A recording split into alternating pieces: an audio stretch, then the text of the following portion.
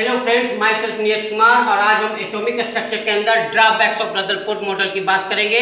Rutherford model को पिछले class में हमने कवर कर दिया था। आज हम ड्रॉबैक्स देखेंगे रदरफोर्ड मॉडल का।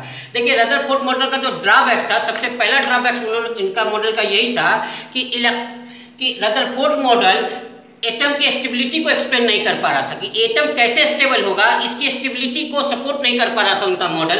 कैसे? क्योंकि उन्होंने कहा था कि इलेक्ट्रॉन जो है न्यूक्लियस के चारों तरफ सर्कुलर ऑर्बिट में घूमता है। जब कोई पार्ट सर्कुलर ऑर्बिट में घूम रहा होता है तो उस क्या करेगा, अपनी एनर्जी को इमिट करेगा, अपनी एनर्जी को लूज करेगा। भाई, कोई चीज कब काम कर रहा है तो काम करते करते एनर्जी थकेगा कि नहीं थकेगा?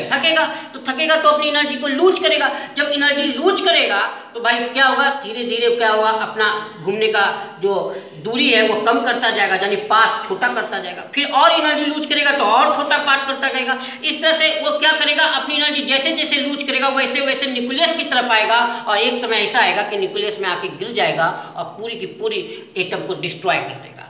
ठीक उसी प्रकार से जैसे कि बच्चे जलेबी खाते हैं, उसी तरह का पाथ बनेगा, स्पाइरल पाथ बनेगा। जैसे इलेक्ट्रॉन, मान लीजिए यार एटम है, एटम का ये न्यूक्लियस है, इलेक्ट्रॉन यहाँ सर्कुलर में चूक घूम रहा है। अब इलेक्ट्रॉन एनर्जी लूज करेगा तो क्या होगा, डिस्टेंस थोड़ा कम करेगा तो यहाँ आ जाएगा।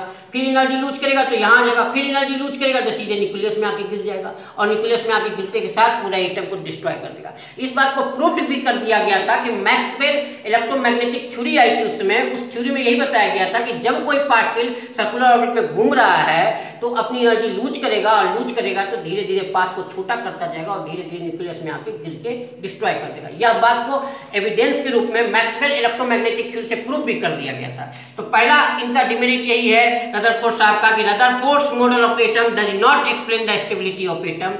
देखिए कैसे नहीं है, the electrons revolves around the nucleus should continuously loses energy.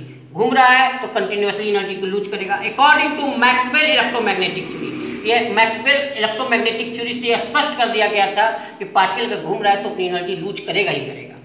In this way जब एनर्जी लूज करेगा तो इसी तरह से क्या करेगा, electron falls into the nucleus, nucleus की तरफ आ जाएगा और न्यूक्लियस में आके गिर जाएगा and the atom collapse, atom पूरा का पूरा कोलैप्स हो जाएगा। यही पहला था कि रदरफोर्ड का एटॉमिक मॉडल एटम के स्टेबिलिटी को बता नहीं पा रहा था।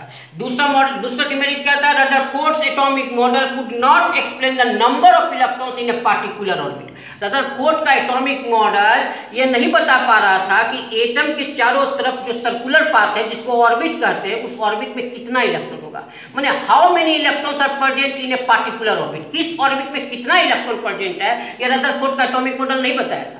रदरफोर्ड के एटॉमिक मॉडल के हिसाब से सारे इलेक्ट्रॉन एक ही ऑर्बिट में चक्कर लगा रहे थे, जबकि ऐसा नहीं होता है। आप पढ़ चुके हो कि ऑर्बिट नंबर बहुत से होते हैं, न्यूक्लियस के चारों तरफ ऑर्बिट नंबर 1, 2, 3, 4 होता है। उसी को तो हम K shell, L shell, M shell, N shell के नाम से जानते हैं। आप 9th क्लास में पढ़ चुके हो। तो बहुत से ऑर्बिट होते हैं, पर रदरफोर्ड का एटॉमिक मॉडल ये नहीं बता पा रहा था कि सेल बहुत से होते हैं। उनके हिसाब से एक ही ऑर्बिट था और सारे इलेक्ट्रॉनों को उन्होंने एक ही ऑर्बिट में रख दिया था। तो पार्टिकुलर ऑर्बिट में कितना नंबर ऑफ इलेक्ट्रॉन होगा, यह रदरफोर्ड का मॉडल नहीं बताया था। यह आगे आने वाले नील्स बोर के मॉडल में हम लोग पढ़ते हैं।